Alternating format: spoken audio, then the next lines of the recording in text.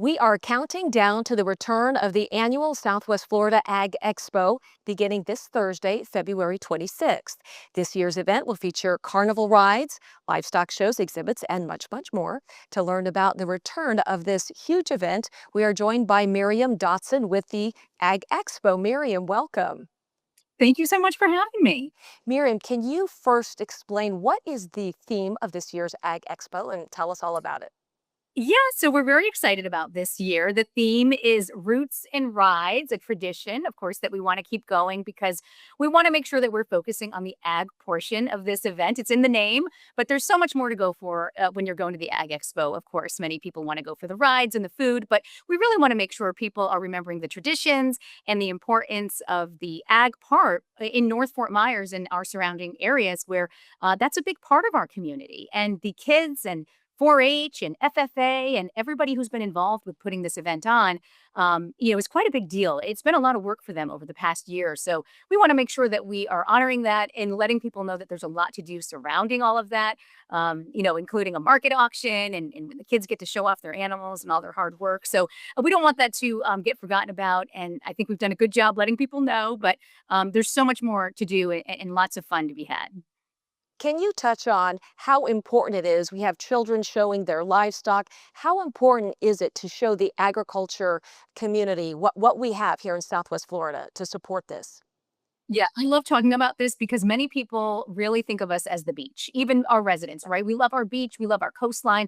But when you go inland just a little bit in communities like North Fort Myers, I mean, within an hour, you're in a completely different atmosphere. And the farming community is incredibly important to all of us. And the children and the families who are working on these farms and work with animals year round teaches more than just raising livestock. They're learning all kinds of life skills. When you go there and talk to just little kids, the peewees of Southwest Florida, they learn so many more things and love it, and they have a passion for it.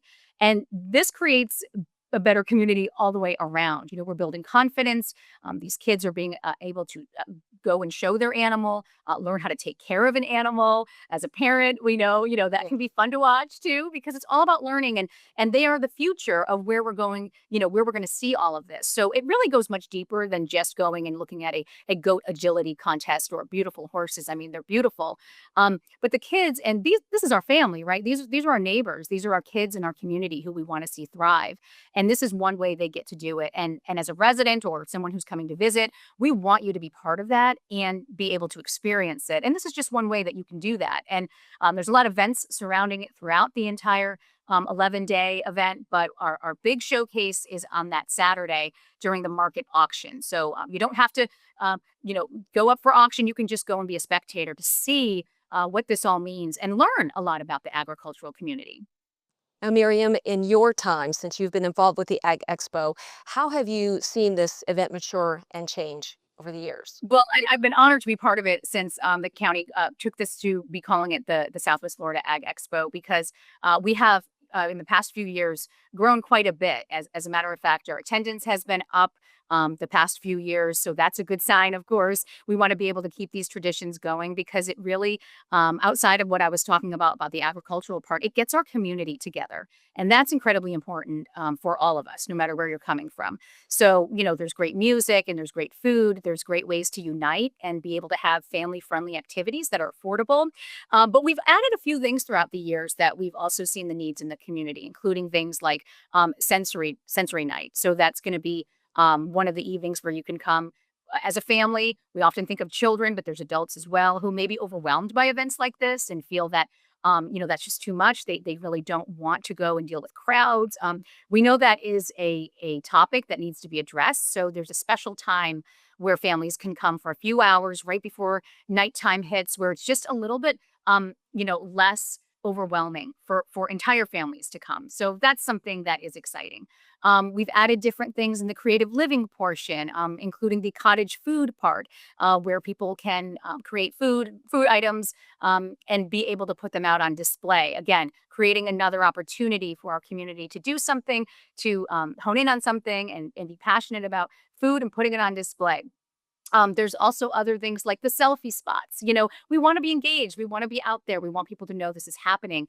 And that's another way we have to keep up with the times. And that's been really fun to see. But the past few years, we've added a different theme night for all different types of members of our community. And one of them this year is the Hometown Heroes. So that means police, law enforcement, fire departments, and also school district members, teachers, and beyond to get a discounted night because those are considered heroes in our community as well. So we see that, and it's been really fun to see the way we've been able to incorporate that into this event. It sounds wonderful. Now, this will be one of the first events held at Mike Greenwell Regional Park, which many of us know this facility as the former Lee County Civic Center complex. Now it has been renamed in honor of our late county commissioner. What does that mean to have the expo in this newly named park and center? And what would you like people who want to attend to know about it? Yeah, we want to make sure people know that you are going to the exact same location. It is the same address that you've gone to for years, the Lee County Civic Center Complex in North Fort Myers, right there on Bayshore Road. It was recently renamed Mike Greenwell Regional Park in honor of late Commissioner Mike Greenwell. That was changed over just in the past few months, so late last year, to honor Mike Greenwell. But it is the exact same location. So this will be the first year that it is that we're holding the Ag Expo, naming it that. We've put some language in our literature that's out there for people to know, but obviously in passing, people may think, oh, I'm going to a different park. I'm going somewhere new. It is the same location. Again, just renaming that to honor Lee Commissioner Mike Greenwell and his love for that area and for agriculture. And again, why that is so important to that neighborhood. But again, to let the visitors know, let our neighbors know that is the name change, and we're excited to be able to, move forward calling it that. But we understand not everybody may have learned when that happened. So by all means, you're going to the same place. That's great info. Is there anything else you would like us to know? Well, I think I'm always big on getting people together to be able to just enjoy ourselves. We live in such an amazing area, and the whole team, beyond Lee County and Parks and Rec and our departments who work hard all year round. I mentioned the Pee-wees of Southwest Florida, 4-H, FFA. These are big parts of our community that we've watched grow. So I really love to see this on display. So ultimately, I really just want everyone to know they are welcome. There is something for everybody, whether it's a particular type of music you like, entertainment, it's family friendly. There's different theme nights. So be sure to check the website for that. And it's a nice, affordable way to get out and about. I mean, these are traditions. We want to see them continue, and that's really important. So really, I just want everyone to feel welcome and know that there's a lot going on and there's something for everybody. I just want to know if we have funnel cakes available. That's my big concern. Will we have those? Of course. And fried Funnel cake, all those yummy and fried delicious goodies. I know. I've tried not to go too hard on the food because I know that's my favorite part too. Maybe I'm feeling too much. And those big lemonades. I love those giant lemonades, where it's like that fresh squeezed sugary lemonade with the funnel cake hand in hand. Let this be your cheat day. Have some fun and enjoy all this. Nothing like it, right? Nothing. Exactly. Thank you so much for joining us today and sharing with us all this information. Where can we go for more if someone who's listening wants to check out the latest information as far as ticket prices, etc.?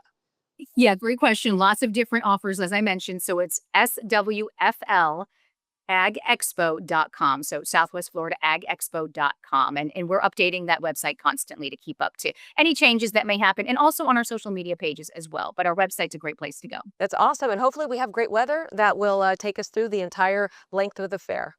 Yes, I hope to see you all out there. And again, enjoy our community all together. All right. Have a great day, and thank you for joining us. Thank you. You too. Thanks for watching. We've got more great content for you, from the news to the arts to the environment. So be sure to like and subscribe to WGCU's YouTube channel and follow us on all of the social media platforms for the stories that matter to you.